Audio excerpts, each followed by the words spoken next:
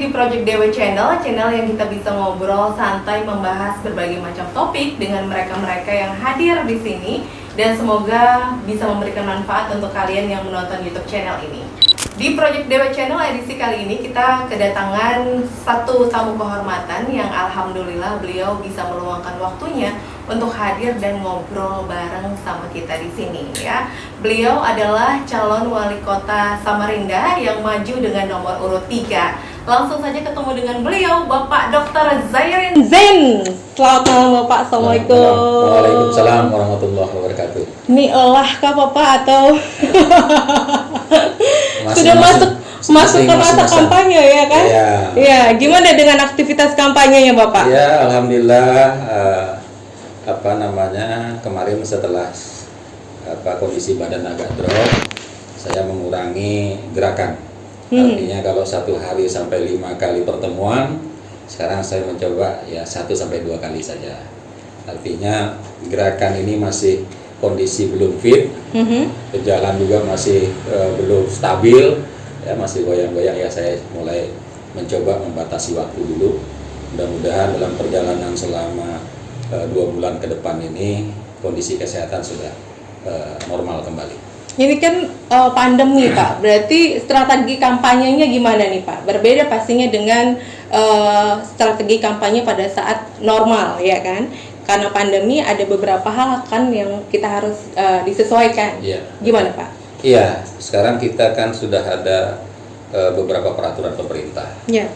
Yang ngumpul tidak boleh dari 30 orang. Betul. Nah, kemudian harus menggunakan protokol kesehatan. Paling tidak menggunakan masker, duduknya berjauhan, kemudian kita juga harus cuci tangan setiap hari. Nah, tetapi kita mencoba melihat dari posisi yang ada saat ini, kami mencoba kontak dengan para pendukung kita, relawan kita melalui video call. Video call kita langsung dengan Pak Sarwono. Langsung berhadapan dengan mereka, langsung video call. Diputar semua kamera yang ada di HP, diperlihatkan kita, dan kita menyapa mereka. Berarti memanfaatkan teknologi juga dalam kampanye? Tentu itu. Artinya dengan adanya teknologi seperti ini ya kita manfaatkanlah itu. Iya. Ya, walaupun kita tidak bisa bertemu langsung, yang memang agak sulit kita datangi karena terlalu banyak juga, ya kita lewat video call saja. Iya betul.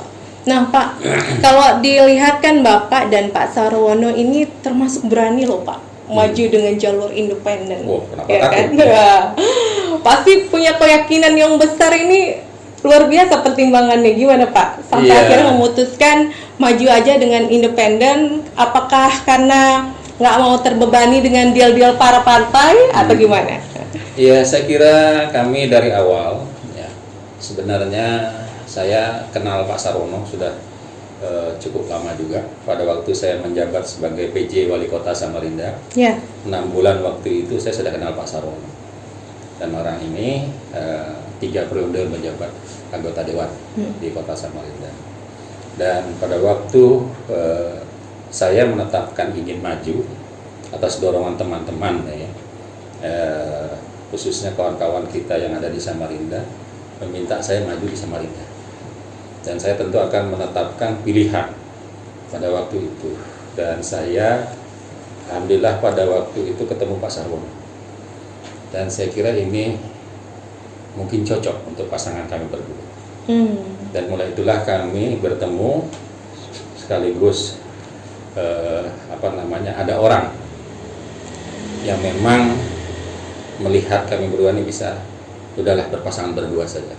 Nah, inilah kita coba dengan Pak Sarwono, kemudian kita maju secara perseorangan saja. Artinya dari awal kita coba, dan itu merintisnya tidak mudah ya. Tidak mudah dan tidak waktu yang pendek. Kami mulai dari awal. Jadi kami bergerak itu bulan September 2019. Kemarin. Kami sudah bergerak. Lumayan lama Pak ya? Lama betul itu kan itu. Karena memang kita sepakat untuk maju secara independen. Walaupun ada banyak partai menawarkan, Tapi saya tetap bersikukuh dengan Pak Sarwono, kami tetap dengan Pak Sarwono. Nah, ya, ada beberapa teman yang ngajak juga kan gitu. Nah, inilah kami coba berjalan mulai awal melangkah tetap maju secara independen ini. Nah, alhamdulillah banyak kawan, banyak teman, dan banyak juga kawan-kawan yang memang sepakat kita maju untuk perseorangan ini, mendorong kita. Kita cobalah untuk Samarinda ke depan ini salah satu pasangan perseorangan ini bisa muncul. Ya, alhamdulillah dengan perjalanan itulah kami sampai pada detik terakhir pendaftaran di KPU dengan mengumpulkan kurang lebih 51.500 suara itu, 51.500 suara itu bisa melebihi dari persyaratan KPU 43.000 sekian. Dan inilah bekal kami dan keyakinan kami dengan Pak Sarwono. Inilah modal utama kami 51.000 sekian ini. Ini tentu harus kita pelihara suara yang sudah ada ini, dan kita perlu menambah lagi suara-suara baru kita dengan melakukan sosialisasi sekeliling kota Samarinda. Nah, kalau dilihat nih Pak, dari paslon lain itu kan kalau ada yang kita lihat dia punya dukungan partai banyak, bahkan sampai 31 kursi di parlemen, ya kan? Kalau dilihat dukungan banyak, tapi kita nggak tahu ya nanti akan seperti apa. Kalau Bapak sendiri dengan Pak Sarwono menyikapi paslon lain yang punya dukungan lebih banyak di partainya itu gimana Pak?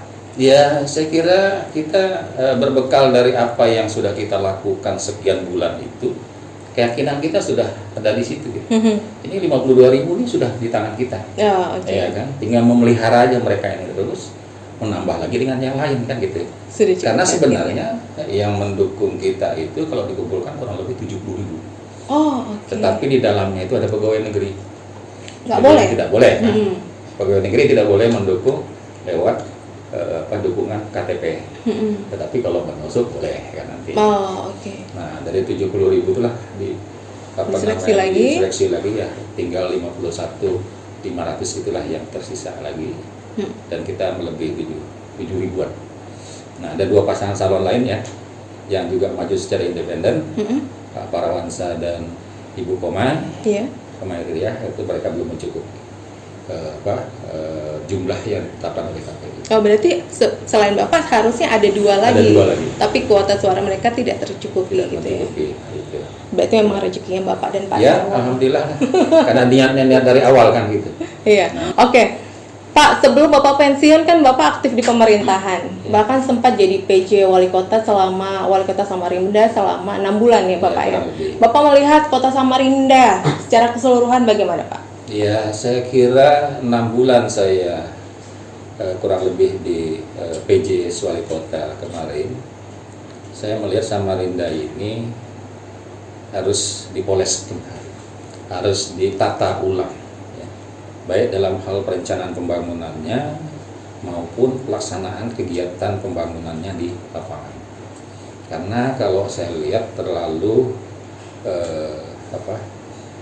perencanaannya terlalu global, tidak menyentuh langsung kepada kebutuhan yang diperlukan oleh masyarakat setempat. Katakanlah saya melihat dari sisi yang paling terkecil saja, mulai dari perkantoran sendiri, kebersihannya, kedisiplinannya, penataan kantornya sendiri, itu saya yang kecil-kecil saja saya lihat dari. Nah, kemudian baru melihat lagi perkembangan pembangunan yang ada di sekitar Samarinda sendiri. Nah, ini saya melihat perlu memang harus kita seriusi. Ya. Saya melihat saja meninjau beberapa pasar kita yang ada itu tidak terselesaikan karena memang tidak fokus membangunnya. Nah, seharusnya kita merencanakan itu disesuaikan dengan kondisi keuangan kita yang ada. Jangan mulu-mulu merencanakan duitnya tidak cukup akhirnya mangkrak. Nah, ini yang banyak saya lihat. Nah, itulah yang saya coba, artinya kita membuat satu perencanaan itu menyesuaikan dengan kondisi keuangan daerah. Kalau kondisi keuangan kita tidak mencukupi, jangan dilakukan dulu. Karena kalau sudah menggunakan yang namanya defisit anggaran berarti berutang. Betul. Kalau berutang pasti kita membayarnya sulit. Nah inilah yang harus diberikan penjelasan kepada OPD jangan terlalu nafsu besar, tenaga tidak ada. Nah, Jadi sehingga itu tidak bisa terlaksana. Nah jadi kita membuat ini mulai dari kecil-kecil dulu, baru kita perbaiki, kemudian mereka kita berikan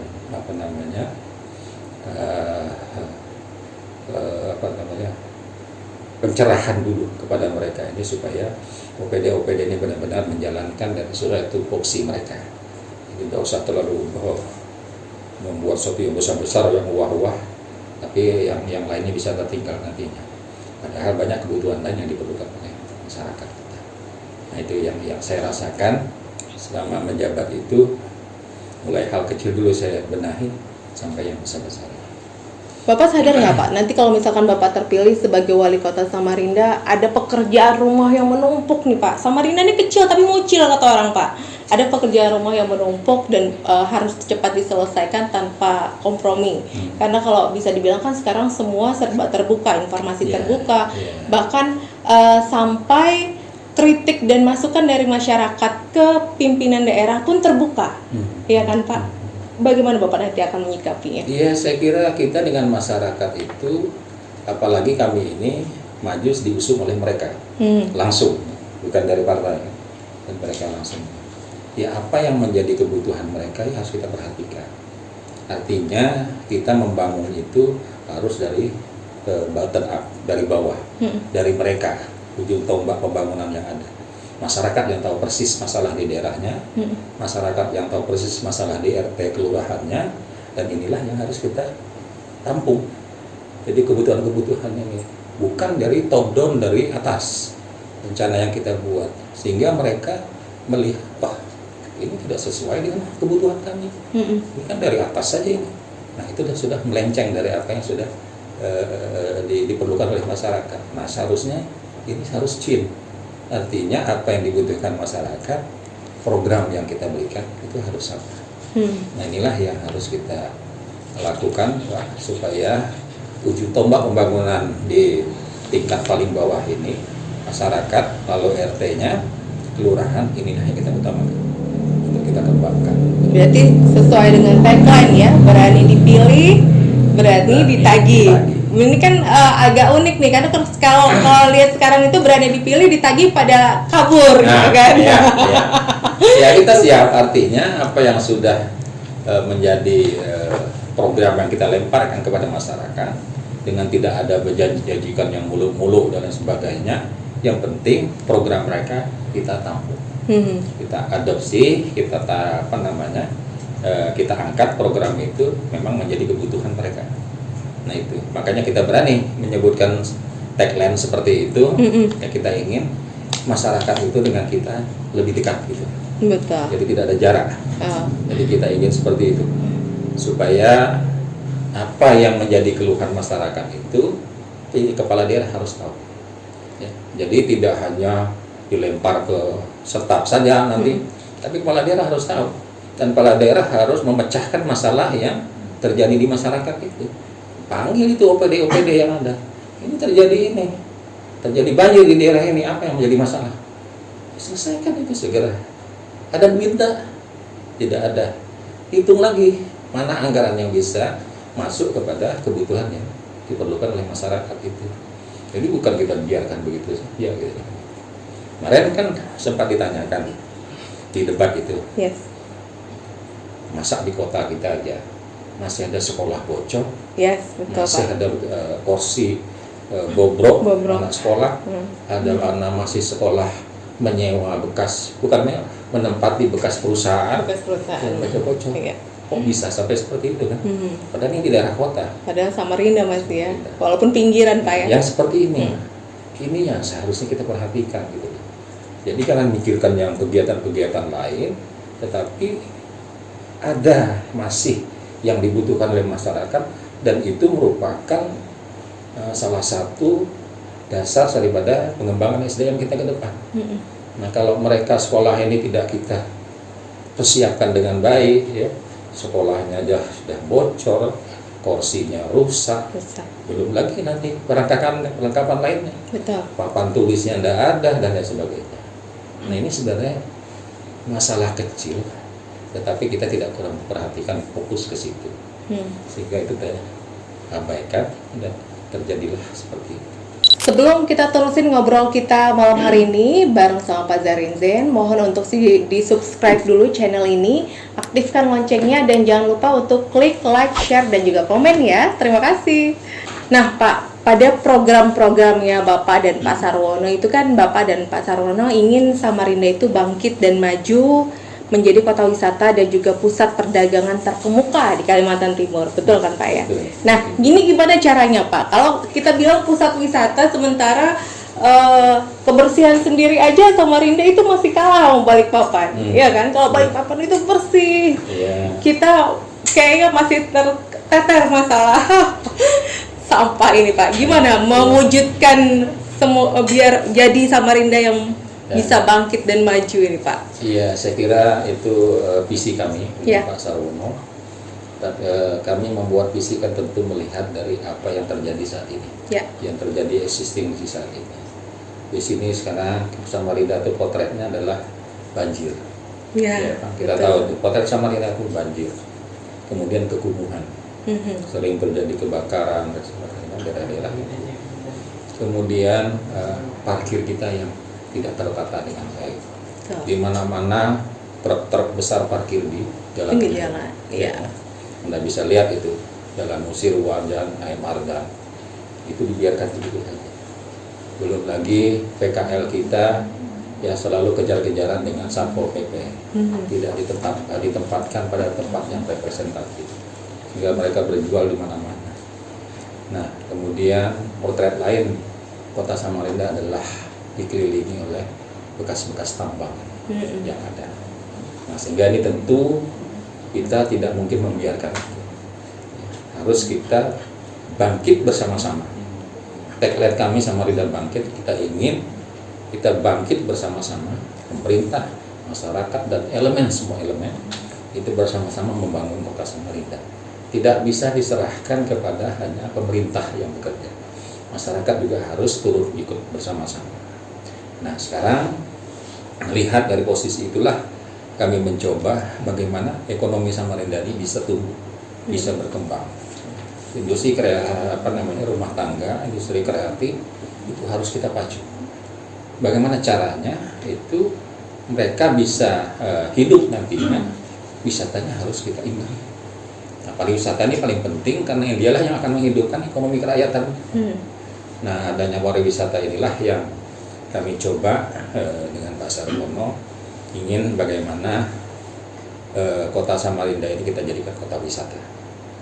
Kita ingin bagaimana dengan adanya wisata itu ekonomi tumbuh, ya, kemudian semua sektor bisa mendukung ke arah wisata, baik infrastrukturnya, kemudian fasilitas-fasilitas yang kita bangun, rumah-rumah makan, kuliner kita hidup tumbuh, dan banyak lagi ya pernak-pernik yang ada di Kaltim ini bisa kita hidupkan, kita tumbuhkan. Nah, sehingga ini yang menjadi satu daya ungkit kita untuk meningkatkan ekonomi khususnya di kota Samarinda. Nah, kenapa perdagangan kita masukkan di situ? Karena ingin bagaimana Kaltim sebagai ibu kota Samarinda sebagai ibu kota Kalimantan Timur ini bisa tumbuh perdagangannya terkemuka di Kalimantan Timurnya. Itu yang kita harapkan.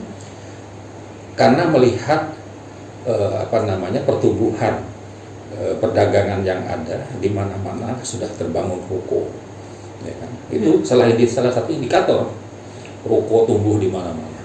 Berarti perdagangan kita itu bisa tumbuh dengan pesatnya nantinya. Dan ini menandakan dengan dibangunnya ruko banyak itu berarti orang juga akan tertarik dengan berjualannya, perdagangan bisa hidup. Nah, bagaimana kita menghidupkan perdagangan ini? Nah, tentu kita bisa lihat Samarinda sudah membentuk beberapa pusat grosir. Itu pusat grosir itu saya kira Balikpapan belum ada yang terbesar seperti kota Samarinda sendiri. Bahkan tidak pusat grosir itu banyak dimiliki oleh para usaha lokal. Ya, Gitu.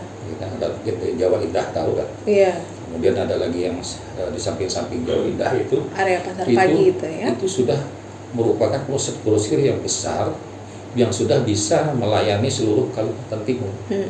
Mereka sudah menyebarkan. Nah inilah tolak ukur kita melihat, wah ini berarti perkembangan perdagangan di Samarinda ini luar biasa. Dan itu Balikpapan belum ada pusat grosir yang besar-besar seperti itu.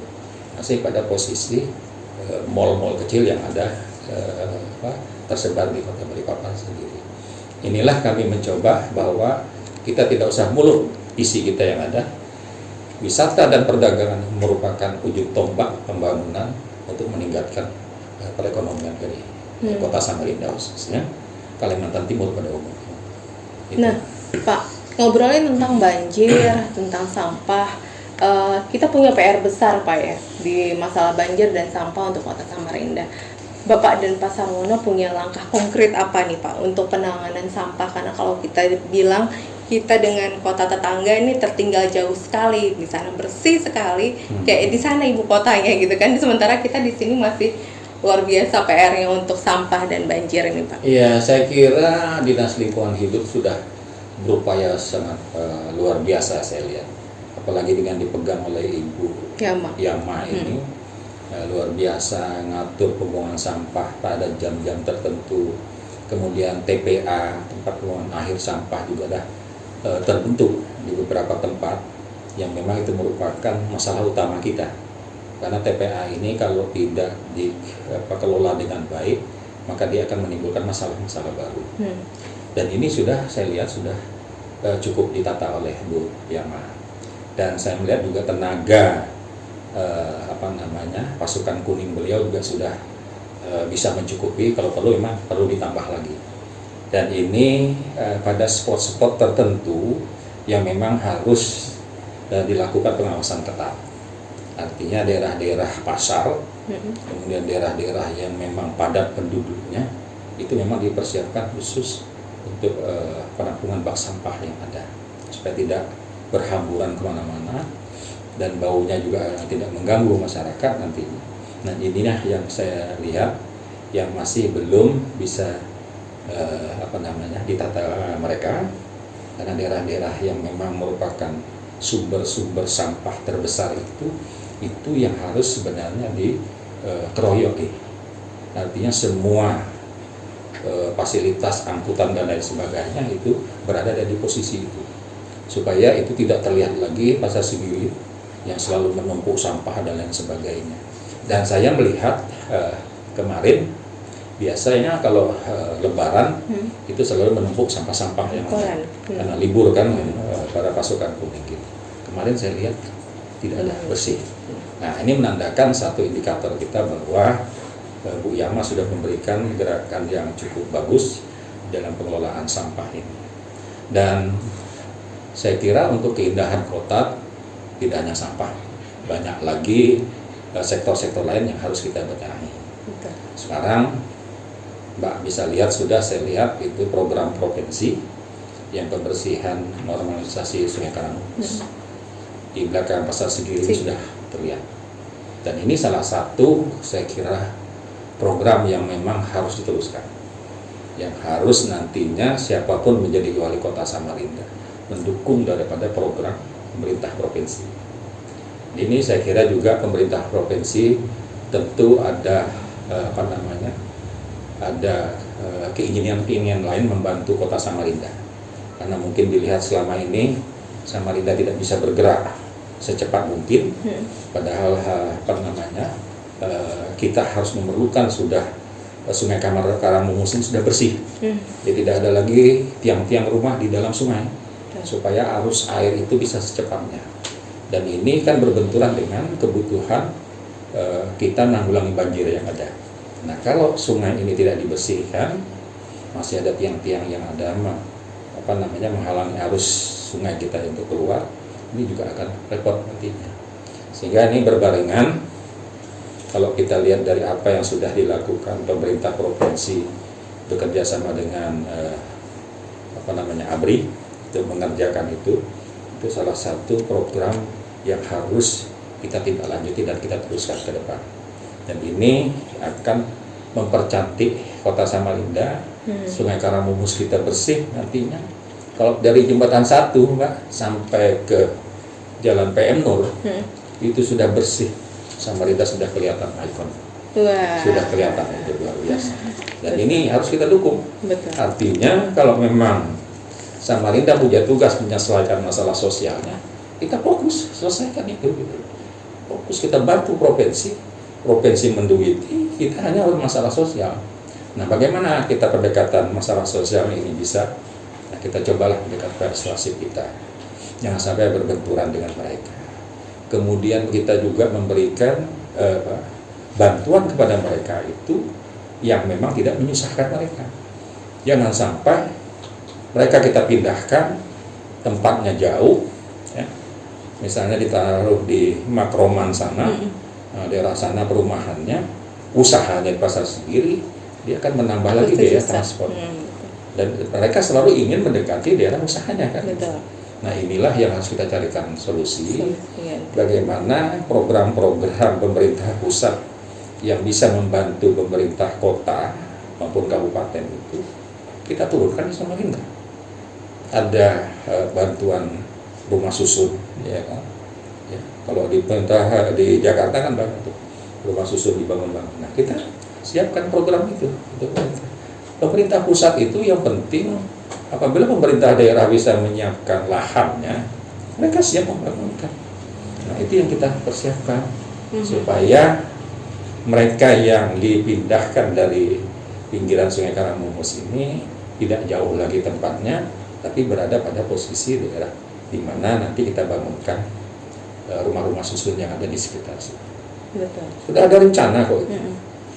Gang Nibung itu kan akan dibangun 2 tower. Oleh pemerintah kota Samarinda untuk menempatkan orang-orang yang ada sekitar itu. Tinggal menginventarisir siapa yang memang punya tanah, punya hak alas yang benar, itu dia kita ganti rugi. Kalau memang dia tidak punya hak alas surat menyuratnya, ya mereka kita bantu ganti untung saja gitu. Berapanya seperti yang dilakukan sekarang. Nah, itu bagus supaya tidak ada benturan dengan mereka. Itu yang harus kita pelihara dan kita jaga dengan masyarakat sendiri. Jangan ada benturan sosial terkait dengan normalisasi Karamumus. Nah, permasalahan lain lagi di Samarinda adalah parkir ilegal, Pak. Ini bukan parkir yang resmi loh ya, parkir ilegal yang setiap kita datang berhenti satu toko bayar 2.000 ya kan. Beli barangnya belum dapat, udah keluar 10.000 untuk bayar parkir. Gimana akan menyikapi parkir ilegal ini? Bukan parkir ilegalnya, tukang parkir ilegal. Ya, tukang parkir ilegal, bukan parkir ilegal. Ya, ini kan sempat dibahas ya di debat itu. Ya memang keinginan kita kalau ada pendapat ingin membuat satu dengan menggunakan elektronik berat. Jakarta sudah kota maju, saya tak bisa. Ya, kalau di luar negeri kan sudah enak. Australia, Jerman, kita parkir di mana, masukkan kartu sudah. Malaysia pun sudah begitu, Sudah. Pak. Tapi orang kita ini beda. Wah, ini sayang nih. Kalau bisa dimasukkan dah untuk yang nanti aja kan gitu. Nah, itu udah watak kita kan gitu. Tidak dimasukkan, ini lewat aja. Nah, ini yang memang agak berat kita lakukan. Karena mengedukasi masyarakat itu tidak seperti kita bisa membalik tangan, telapak tangan kita. Banyak proses yang harus kita berikan kepada mereka. Nah, parkir-parkir ilegal kita lihat memang saat ini kemarin tidak bisa diupas juga, bahwa parkir itu tidak seluruhnya dipegang oleh perintah. Ya kan, ada beberapa organisasi yang ikut di dalamnya itu. Nah, ini yang harus kita bisa tertibkan nantinya. Keinginan kita paling tidak para juru parkir ini harus ditata orangnya, jumlahnya berapa, di daerah ini berapa, dilatih. Bagaimana mau parkir yang benar itu semua. Kalau kita lihat tukang parkir kita sekarang ini orang parkir yang tidak terlatih, hanya alami. Kadang-kadang orang lewat lurus, dia memundurkan mobil kita mau keluar, akhirnya terjadi insiden karena tidak pengetahuan daripada juru parkir itu. Nah, mereka nih seharusnya diberi pelatihan bagaimana yang harus didudukan baru keluar gitu, mereka harus tahu. Nah, itu dari sisi teknisnya. Tapi dari sisi bagaimana PAD Samarinda bisa meningkat melalui parkir ini yang perlu harus dibahas. Harus dibahas lintas sektor ya, yang terkait di situ. Berarti ada kepolisian, ada perhubungan, ada Satpol PP sebagai pengawas jalanan yang ada, perhubungan. Kemudian lagi apa bisa perlu ya kita swastakan gitu. Itu lebih jelas kontraknya. Kalau kita swastakan, artinya kontrak dengan pihak ketiga, mereka nanti harus setor sekian dengan perhitungan yang sudah dilakukan, bahwa misalnya daerah pasar pagi ini pemasukan per bulannya 1 miliar misalnya. Nah, itu sudah ada hitungan, ya kontrak aja. Jadi kita terima bersih saja nantinya dengan pihak swasta, supaya kita tidak repot lagi ngurusin. Tinggal instansi yang teknis itu pengawasan dilakukan. Ya, jangan sampai ada parkir di atas trotoar, ya kan Pak. Kemudian ada truk besar parkir berjam-jam di tempat jalan umum yang bisa mempengaruhi lalu lintas yang ada. Itu harus ada pengawasan itu. Itu yang paling penting untuk menata parkir kita. Nah Pak, ini kan kita masih masuk di era pandemi ya kan Pak. Bagaimana penanganan COVID-19 nantinya, kan kita belum tahu nih akan berakhirnya Kapan? COVID ini kapan. Nah Pak, terkait penanganan COVID-19, kita masih di masa pandemi dan kita nggak tahu nih pandemi akan selesai kapan gitu kan. Sementara ada beberapa pemimpin daerah lain yang mereka kalau bisa kita bilang itu actionnya luar biasa untuk memutus penyebaran COVID-19. Sebut saja misalnya Surabaya dengan Bu Risma menggratiskan tes swab untuk warganya, bahkan warga luar kota itu cuma boleh swab dengan biaya yang sangat terjangkau sekali. Dibandingkan kita di Samarinda tes swab 1.900.000, aduh luar biasa mikirnya Pak. Apakah nanti Bapak akan bisa juga menggratiskan tes swab atau ada langkah lain mungkin Ya, Pak? saya kira kalau memang mudah-mudahan aja pandemi ini tidak sampai kepada tahun depan. Amin. Itu saja kita, karena kita tidak tahu sampai kapan pandemi ini bisa selesai dan Betul. bisa hilang di negeri ini. Nah, keinginan kita menyikapi hal seperti ini tentu pemerintah harus tegas juga. Kemarin kan sudah dipersiapkan dana pemotongan 50% dari masing-masing APBD seluruh Kalimantan Timur, provinsi, kabupaten, kota yang ada. Tapi kesiapan program kegiatannya tidak disiapkan. Jadi dana sebanyak itu akhirnya bisa bingung kita mau digunakan untuk apa. Mau beli perlengkapan segala macam kan gitu, sayang juga tidak terpakai. Mau bangun infrastruktur menambah ruang isolasi juga tidak bisa dilakukan karena belum direncanakan. Tanahnya di mana juga tidak ada gitu. Nah, yang seperti ini seharusnya ada sikap-sikap kita yang sifatnya prioritas. Salah satunya itu tadi, kita menggratiskan semua masyarakat kita yang memang apalagi daerahnya zona-zona merah itu dibantu subsidi untuk melakukan tes swabnya supaya was-was ini tidak terjadi dengan masyarakat kita kan gitu. Nah, mereka kan pun berhitung takut juga saya kena virus corona COVID-19 ini, tetapi saya tidak punya duit untuk periksa 1,9 saya belanjakan untuk kehidupan anak, istri, cucu dan sebagainya, bisa tahan berapa minggu. Sebulan ya kan? Mungkin Pak. Sebulan bisa 1,9. Nah, itu pikiran mereka daripada saya tes swab. Ya, saya kan sehat-sehat aja. Nah, ini kan tidak dipahami oleh mereka. Padahal bagaimana bahayanya penyakit ini. Nah, inilah yang harusnya ada gerakan apa yang kemarin kita bahas dengan Pak Andi Harun itu, ada terobosan gitu loh. Dengan dana yang ada ini bisa saja dipertanggungjawabkan. Ya kan, kalau kita mensubsidi masyarakat kita seperti Bu Risma. Itu kebijakan sebagai pimpinan daerah saya. Yang penting di dalam penggunaan pendanaan itu sesuai aturan yang ada. Kalau untuk tes swabnya misalnya 1,9, kita subsidi misalnya menjadi 500 saja, itu merupakan sudah meringankan masyarakat kita. Dan mereka akan pasti menjaga kesehatan itu bisa ikut memeriksakan diri mereka seperti itu. Ya, sekarang mereka disuruh periksa saja takut. Iya, betul. Bukan masalah takutnya, takut bayarnya. Nah, bayarnya ini yang jadi. Nah, itulah yang saya kira yang perlu dipikirkan oleh pemerintah. Bagaimana caranya membuat terobosan itu tapi tidak menyalahi aturan yang ada.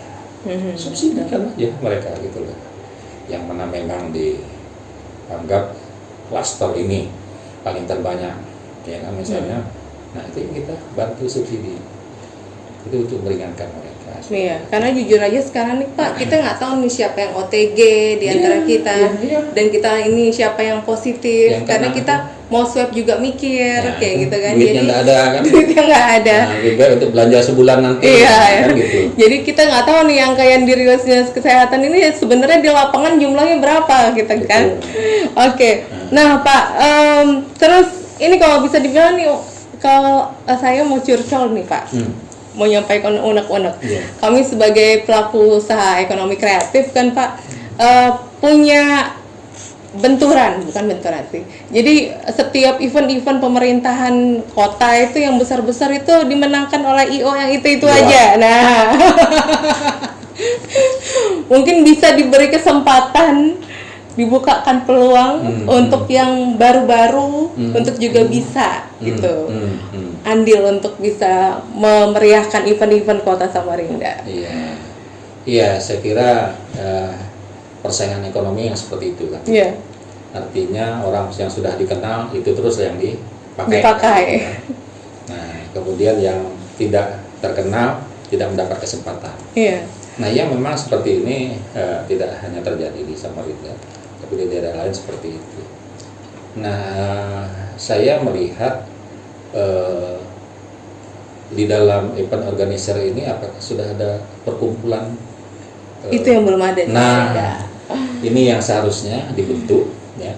Perkumpulan ini dibentuk, perkumpulan event organizer Kota Samarinda misalnya. Nggak usah Sekaltim dulu lah, Kota Samarinda. Dan ini yang bisa mengatur, gitu. Artinya, wah ini si A udah terlalu banyak laris, dipakai terus. Nah, yang ini udah ada kesempatan. Nah, ini yang mengatur ritme daripada pembagian rezeki. Iya. Jadi jangan sampai karena ini tidak ada yang mengatur, tidak ada persatuan untuk event organizer ini, tidak ada yang membagi tugas itu. Nah, ini sayangnya di situ. Jadi orang yang mana dikenal ya itu aja kan gitu. Betul. Nah, ini yang perlu harus dibincangkan bahwa perlu dibentuk satu perkumpulan dari organizer itu untuk menata ini. Ya, kami takutnya nih Samarinda Kaltim jadi ibu kota negara baru, makin masuk lagi yang dari luar gitu kan, persaingannya luar biasa Pak. Tetapi kalau sudah ada perkumpulan itu, itulah yang akan membentengi nanti. Orang masuk dari luar harus lapor ke mereka. Yes, ya kan seperti itu. Itu ditata sedemikian rupa sehingga pembagian rezeki itu tidak dimonopoli oleh satu orang, event organisernya, tapi terbagi. Nah, ini yang saya kira yang harus segera dibentuk untuk membagi tugas-tugas yang ada ini, membagi rezeki ini. Kalau enggak ya nanti ya yang lain bisa mati. Iya, betul. Mati suri nanti. Yang lainnya hidupnya bagus sudah, yang ini tidak ada. Iya. Ya, syukur Pak Jaya mau membangun tempatnya tadi ya luar biasa. Iya, itu yang penting. Harus ada perkumpulan itu. Bisa mengatur. Jadi jangan sampai ada satu yang memang monopoli untuk Kalimantan Timur, untuk Samarinda sendiri. Tidak ada yang lain. Nah, ini 2 pertanyaan terakhir nih Pak. Kalau terpilih sebagai wali kota Samarinda itu aktivitas akan sangat padat sekali. Bagaimana fisik yang dipersiapkan Pak? Ya, tentu kita menyesuaikan saja. Artinya kita punya, ya kalau insya Allah, kalau Tuhan menghendaki kami terpilih, kan kita sudah banyak pembantu kita. Ya. Nah di situ nanti ada sekda, ada asisten, ada OPD. Artinya tugas-tugas itu bisa kita bagi di situ. Jadi pimpinan daerah itu hanya memonitor saja. Apa yang sudah dibagikan, diberinya tugas kepada masing-masing asisten OPD, sekda dan sebagainya, itu dia memantau saja.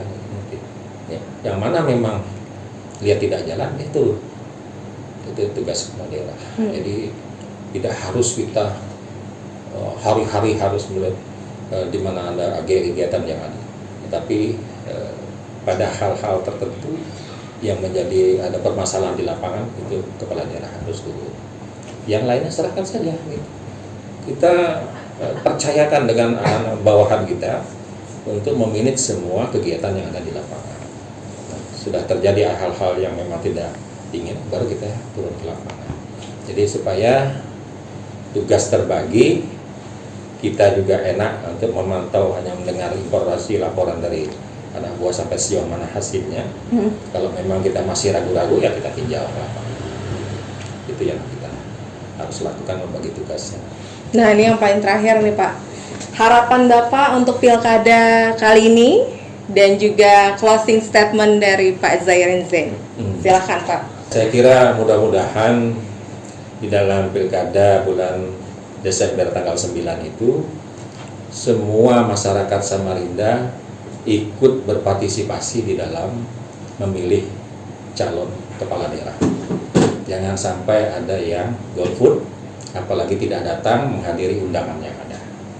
Dan ini satu hal yang kami harapkan nantinya, kalau ingin Samarinda lebih baik, maka kita harus berpartisipasi di dalam menyiapkan daripada pemilihan pemimpinnya.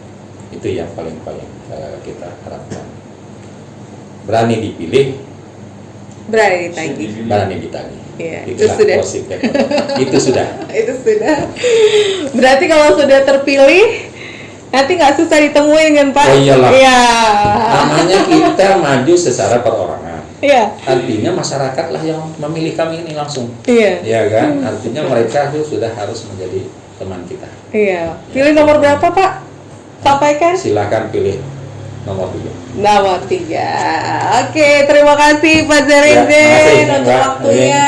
Ya. Kita diterima dengan sangat baik sekali. Terima kasih, Kami ya. doakan selalu sehat Bapak Amin. dengan Amin. aktivitasnya dan sukses untuk pencalonannya. Amin. Terima kasih atas dukungannya. Terima kasih sudah menonton YouTube channel edisi kali ini, dan semoga apa yang kita obrolin hari ini bisa bermanfaat untuk kalian semua. Ketemu lagi di video-video selanjutnya dengan bintang tamu spesial lainnya. Bye bye.